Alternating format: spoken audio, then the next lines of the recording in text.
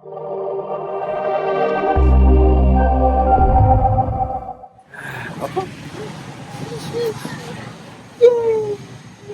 do you do on your forehead? What do you do? Why you scratch your face? Okay, I will do. Okay, so I'm just going to. I'll make a video. Okay? So, since some of you like me to do videos outside the house, I thought today, in the coffee shop that I normally have coffee, I just thought I'll make a random video and I'll just share my thoughts. So, don't mind, this is unscripted. I don't I have no idea how this will go, but let's do our best. Anyway, so I always share with people the good side of living in Thailand, the fun side, and because of that, I think the number of people who want to come to Thailand has just increased like crazy. Almost every week, at least I'll get one guy or one girl who'll say, "Oh, Loy, you're living the life of your dreams. I want to come to Thailand. What is the process of coming to Thailand? I'm going to leave everything." In fact, I even got one family, actual family.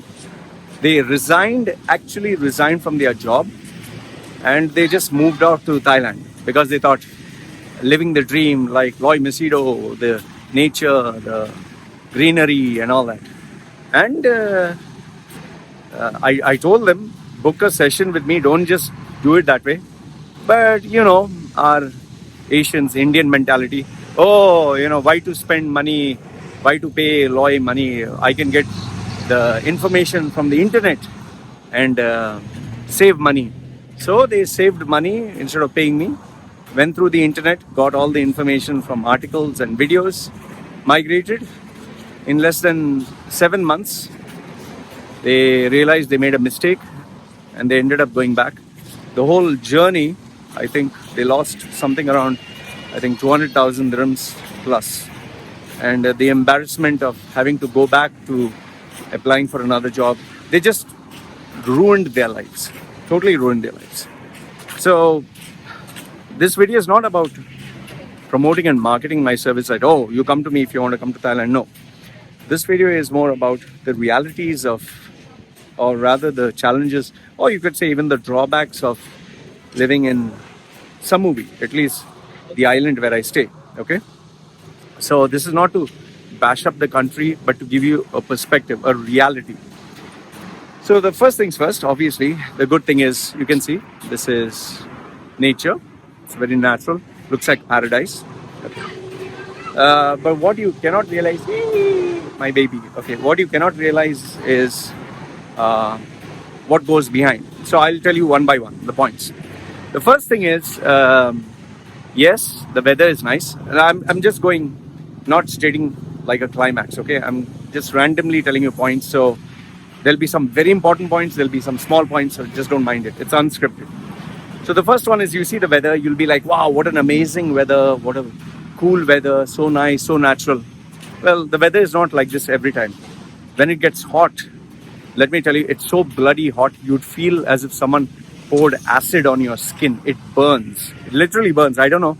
It's a very different kind of heat. Like in Dubai, it's fucking hot. In Dubai, when you go outside, you just have to be outside for 30 seconds, and you will start sweating because it's dry heat. Here in Thailand, it's not dry heat. It's humidity, wet. It's very sticky, and the heat is like very sharp. You'll actually feel it. I mean, you can like in Dubai also, yes, there is humidity, but here it is hot and wet. Like it'll be very hot at one point, and then all of a sudden it'll start raining. And when it rains, it pours. I'll tell you, you cannot go out, you cannot do anything. It rains. It's like Kerala. It's like the southern part of India. It rains and there's sunshine and rain throughout the year. Okay, so the first one is the weather is not all that romantic. Okay, and when it does rain, at least in Samui, the place gets flooded. It's like mad. The drainage system is good enough because it rains. It keeps clearing out, but it's very difficult to move around, and especially if you are driving, let's say, a scooter like I do. The second point that I tell you in Thailand, at least in Samui, the second is the dangers of driving. If you do a quick Google search, you will find out that the most dangerous roads are in Thailand. The most dangerous. And why is it dangerous? Because here you would see even small children as young as 5 years old or even younger than that. They start driving motorbikes because it's like a village, they drive within. So it's not surprising to see small children drive scooters. And as they grow up, there is no such thing as respect for lane. There is no indication given. Some people drive like mad. And don't be surprised if you see someone driving a truck at the speed of a car.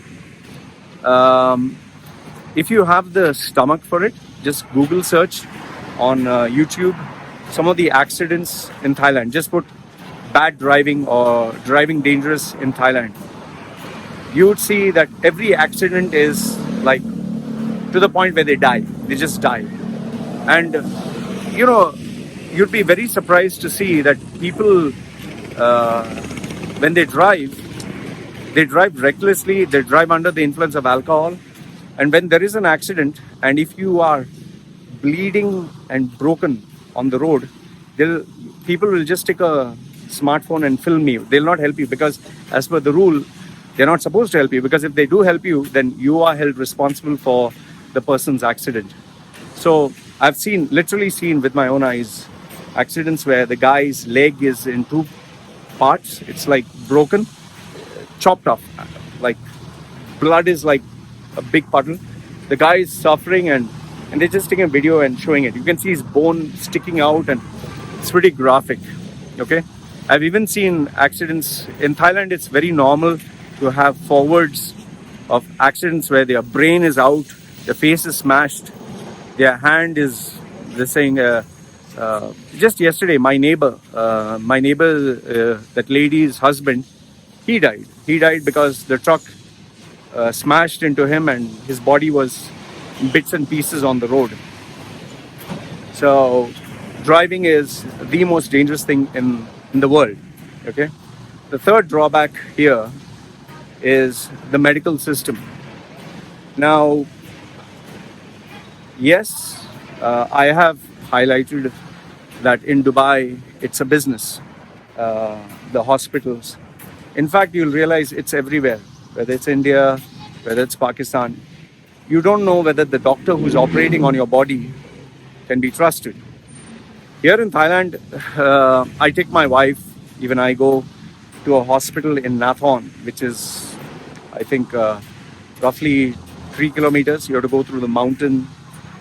The waiting period is anything from 3 hours to 6 hours. Okay, it goes that long. And sometimes just to meet the doctor, you have to wait like there is like different departments, and every department there's a line.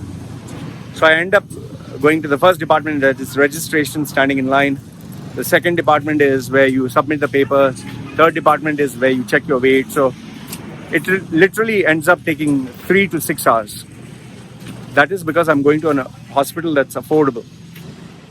If you go to a hospital that is expensive, easily you will spend $1,000. Easily. When I had food poisoning on my birthday, if you check my Facebook, on my birthday I nearly ended up not being able to breathe. I was going to die, actually going to die. This is no exaggeration. Just for the doctor to check and for him to give me fluids to ensure that the allergy reaction was taken care, they charged $1,500 US. $1,500 US just to give me drips, just for the doctor to have a look, because I'm a foreigner. In Thailand, if you're a foreigner, one is you need insurance, and second one, you can be rest assured that you'll pay through your nose for the hospital. Okay, that's the second drawback. Next drawback, another challenge which you'll find here in Samui or Thailand is a very not conservative, I would say clannish society, or they're very comfortable with themselves It's like in India, Indians huddle up together, South Indians, North Indians, East Indians. It's very clannish. Like even in case of UAE, Arabs, they're also very clannish. So here also in Samui or in Thailand, Thai people, they are close between themselves. You'll always be identified as a Farang or Falang. You'll never be accepted into their society. You'll never be part of their family. It's very rare where they feel, okay, even if you know their language, even if you accept their culture, whatever, they will still identify you as a foreigner. And because of which, you can get married to one, you can have children with one, still you'll be considered a Falang. In some cases, that term, Falang or Farang, is looked down upon. So if you're called one, it's mainly like, is an outsider. So like many times when I go with my wife, they say, they don't identify me as a person. They say, Falang, this foreigner, So that's a term, and that clearly indicates, which is a fact. And they don't accept you so easily into their society. You'll always be a foreigner, always, no matter how many years you stay. Oh, and having said that, you never get citizenship. Never, ever. You cannot get citizenship. You'll never be a citizen. And yes, that leaves me to always think, what will happen to me after I become old? So, that kind of moves into the next drawback. That is, you can stay in Thailand only if you have money. You cannot stay here if you do not have money, especially if you are a foreigner. And by money, if you are a foreigner from a Western country, you get visa on arrival. And, it's like for 1 month. And then it stretches off for 3 months. For a Westerner, you just have to go to a border run. That is from Thailand. You just go to the border edge of Thailand to another country like Vietnam and come back. So that's easy for a Westerner. But if you're an Eastern expat, that is from India, Pakistan, Bangladesh, whatever, you can't do that. So for a Westerner, it is 1 month visa on arrival. For an Indian, I can only speak about Indians, it's 1 week. 2 weeks. And extension is, for a Western expat, is 3 months. Extension for an Indian expat is 1 week. And then, as per rules, you have to leave the country. You cannot stay in the country. You have to leave the country. So a Westerner can go to the border and come back, but a Easterner cannot do that. And for a Western expat, you can take educational visas. Most of them play around with this rule. They don't actually want to study the language, but they take visa because they can stay here. So that's another drawback that is here. The next drawback that I would say is this one nobody talks about. Now, you see, I'm outside today. What you do not know is from morning, there's been no electricity in the house. There's not been any electricity in the house. And this is very common, at least where I stay. Electricity will just vanish. It'll just go off. There'll be no electricity maybe for the whole day. And when the electricity is there, the electricity goes up, goes down. Like I literally hear my fan going fast, slow. And then it'll go very slow. Then it'll go very fast. So the surge is there. And you may not know how bad this is until your computer crashes.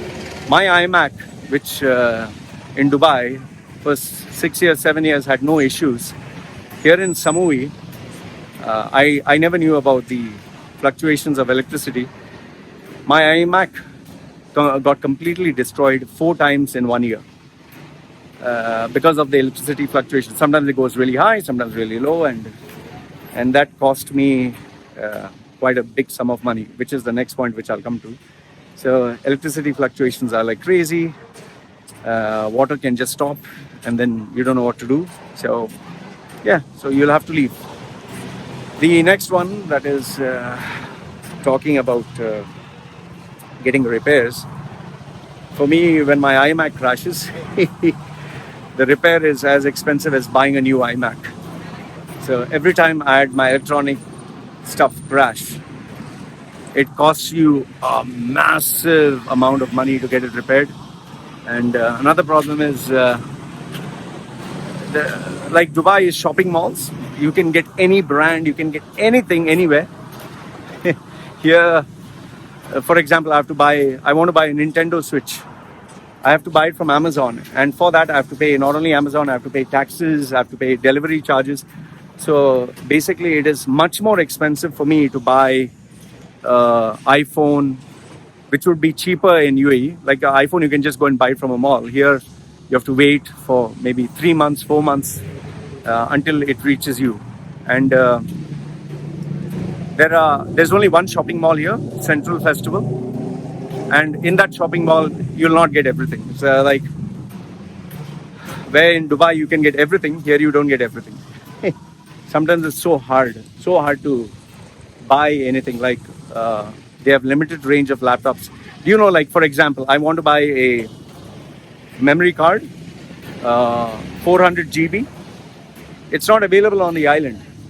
And then electronics, if you purchase, you can get ripped off very easily. You can buy from an e-commerce store, pay the amount, and you'll end up with a pirated system, or you'll end up with a broken stuff, or you'll end up with nothing at all. In many cases, people have paid money and purchased a laptop, and they never got anything, and their money is gone. And you can write, complain, do anything, you'll never get it back. That brings me to my next point, that is customer services in so many places is non-existent. It just doesn't exist. Like, for example, if I go to an electronic store in Dubai, I go to an electronic store and I were to ask them, okay, what are the features of this camera? What are the features of this laptop? What are the features of this? They will tell you. But here, if you go to an electronic store, you ask them, what are the features of this laptop? They'll say, Machai, I don't know. There have been so many times I've gone to Tesco, I've asked the electronic salesman, what are the features of this? They just don't know. And the reason for this is not that they are not educated or something. There is such a turnaround of staff, like the qualified staff keep changing their jobs. So they find it very hard to get qualified people. So you'll get a lady or someone just selling the stuff. She doesn't know anything, absolutely nothing. You'll have to do the research by yourself. Then this brings me to my next point. That is the one thing, when you see Thailand, you'll think of monks, you'll think of meditation and prayer. You can hear the sound. You'll think of meditation, you'll think of prayers, you'll think of peace. But on the other hand, you also know that Thailand is a land of fighters, Muay Thai fighters. This is one rule which you must follow. Never, ever, ever get into a fight with a Thai citizen. Never. Never fight with them. Never get into an argument with them. Never insult them. And most important of all, it's an unspoken rule, is make sure that they never lose face. Means don't insult them or talk to them or put them down, because they take it really personally, very, very personally. In my case, if I've had any difference of opinion, no arguing, nothing. I lost the money, forget it. Because if a Thai person were to lose a face, they take it very seriously. It's to the point where there have been cases where people have just killed each other. They've, it's not a joke for them. Their respect is everything. It's more than money. It's more than anything else. So you can never fight with the Thai, never argue with them. And if you make the mistake of doing that, well, it's finished. The other drawback of living in Thailand is don't come here if you do not have money. Don't come here if you're not rich. Don't come here if you do not have, savings. Those days are gone where Western expats most of the Western expats who come to Thailand are sexpats. Sexpats means they are coming here only for sex. And they go to Pattaya, they go to these bar clubs. Sadly, many of them come even to hunt for small children, okay, pedophiles. Many of them come for drugs. Many of them come for, because everything is cheap. Like a beer, if it costs, let's say, $5 in UK, say United States, $5 a beer, here it can be half a dollar a beer. So people come here to get drunk, girls. So you had a certain crowd, a certain quality of people come here, and they didn't have any money. They would come here and say, I'll just manage to have fun. I'll just enjoy. I'll somehow wriggle my way, even if I don't have money. But those days are gone. Today, there is a strong crackdown of people. If they don't have money, they'll nab you and they'll throw you out. And if you get thrown out, you get banned for 3 years to 3 months. You get banned for years and years. So don't think that you can come down to Thailand with no money. And even though Thailand is cheap where food is concerned, it's no longer as cheap as it used to be. I'll tell you, on a given day, I spend close to at least every day, eating food, normal food, good food, taking my wife out, my basic needs, coffee, whatever. We spend minimum close to 2,000 baht. 2,000 baht every single day. It just goes. Shopping, groceries, whatever. Yes, you can live on eating roadside food like, let's say, for 50 baht noodles, drinking water, maybe 10 baht. But you can't live like that. And those backpackers who sleep in a bed space, it's no longer safe, it's no longer healthy. So don't come here if you don't have money. Upfront, just don't come here. And then the other dangers of drugs, alcohol, full moon parties are very common. Full moon parties is you dance the whole night with alcohol, booze, drugs. It's a very dangerous precedent because you can have very dangerous people there. So it's not uncommon to have, from rape to, someone robbing you. And you can't blame anyone. You are going there to get drunk. You're going there to find someone, crazy, get drunk the whole night and do all crazy shit. So that's also not very safe. Last, if not the least, I would say that the biggest challenge that you'd find here is language. I mean, when I have to go get my documentation for my company and for my registration, you're talking of, I'm not exaggerating, so many papers. It takes me around, 45 minutes just to sign each and every document. There are so many papers. And not a single document is in English. Everything is in Thai. So I need to appoint a Thai lawyer. I need to appoint a Thai company, a Thai agency, Thai accounting firm. So it's the language and the communication is a major problem. And it's not easy. And I don't want even to get into the structure, the bureaucratic structure. They have a system in place which is very rigid. Like Dubai, you can just go to one counter and you can register a company, get your ID card, everything done in just maybe a few hours. Here it'll take you months.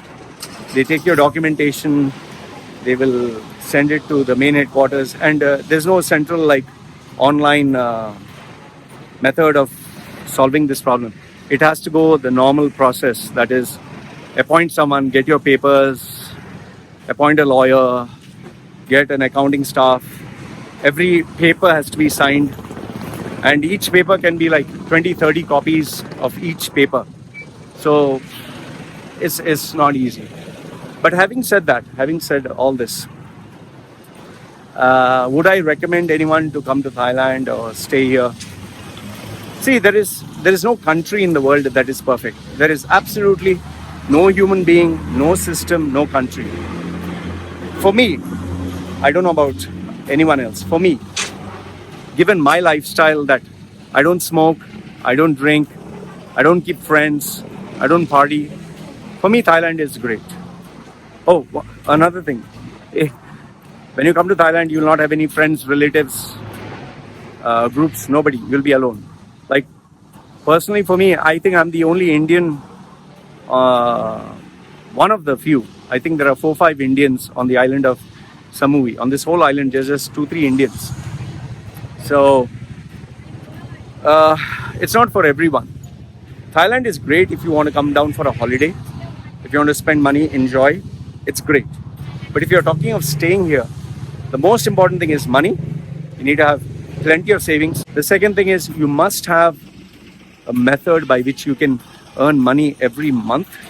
Week after week, you should be able to get money every month.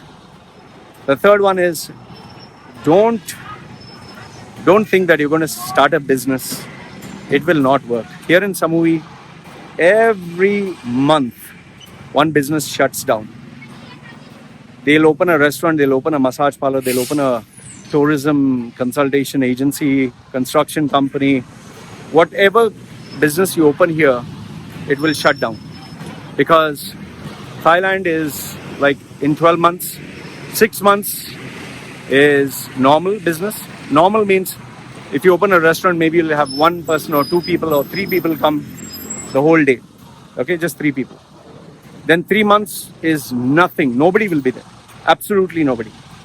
And then 3 months, well, you will have good business. So the number of people who have lost their entire life savings is huge. And then, yes, the normal, which happens in most countries, the number of people who lose their money through frauds, scams, not knowing the laws is incredibly high. Very, very, very high. But then, having said all this, for me, I find Thailand much better. Why I love Thailand, you might wonder, Loy, why are you staying in Thailand? Well, number one is I mind my own business. I don't smoke, drink, do drugs, go out, make friends. No, I mind my own business. My expenses for my lifestyle is comparatively cheaper here. If you're nice, people are nice. I'm very nice to people. People are very nice to me. I don't mix around. I have maybe 2 or 3 families I go to. That's about it. Then my work is online. I have a set up brand. I have clients and customers from around the world. I earn in dollars and I spend in baht. I eat homemade food. If I eat out, it's just with the family, and we don't go expensive places. And I'm very happy because I live a very simple life. You can see, simple. So for me, when I compare and contrast India to Thailand, Thailand is way, way better. Because in India, for me, at least, for me, given my views, my personality, the way I am, it's for me, it's dangerous. I wouldn't be surprised if I get someone who will just come and shoot me, you know. And here, compared to India or compared to Dubai, it doesn't follow Islamic rule. It doesn't follow the narrow-minded thing. Here, with my wife, we are married in a religious sense. We are not married through the legal court. So even if I stayed with her as a boyfriend, girlfriend and had a baby, nobody would interfere. Nobody would bother me. And because I'm not Thai, nobody knows me. Nobody gossips about me. Nobody talks to me. No friends. So I'm pretty happy. So yeah, I just thought I'll share with you the challenges of being in Thailand and give you a dosage of reality, because many of you think staying in Thailand is paradise. Oh, solution to all the problems. There's no place in the world where life is easy. There are challenges, there are ups and downs. So just keep that in mind if you do think that there's an easy way out. So having said this, I think I need to go because my wifey and baby is still waiting. You can see, they're there. So this is one of the drawbacks of getting married to me. Come, baby, we go. So my wife is still waiting. See, she scratched her forehead. Yeah. Alright guys, I made them wait. So I wanted to finish my video. So time for me to go to the market. Bye.